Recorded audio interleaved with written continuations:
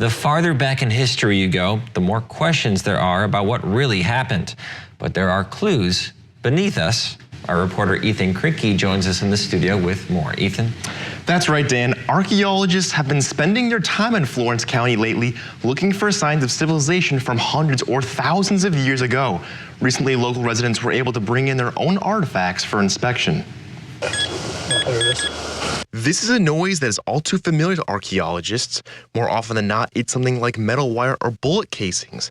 But they keep looking, as finding artifacts is the only way to know what life was like thousands of years ago. The only way they can talk to us is through archaeology, is through the stone and through the copper and stuff like that. And so what we're trying to do is to not only preserve those voices from the past, but to actually hear them. The earliest artifacts found in Florence County were from the Archaic period more than 3,000 years ago.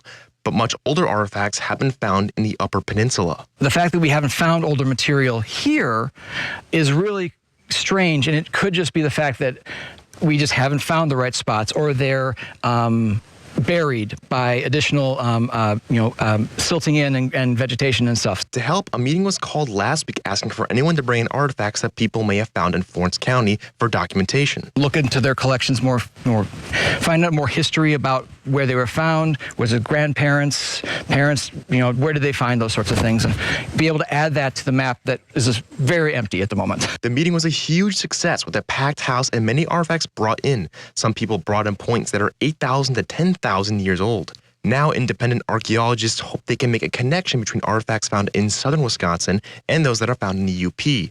If you find any artifacts, be sure to report them to an archaeologist for documentation. Some of the most important artifacts that I've ever documented were something that somebody found in a farm field, or they found it in a roadway, they found it while they were fishing, and if they just took it to the grave with them, it wouldn't mean anything. Reporting in Florence for Newswatch 12, I'm Ethan Krinke.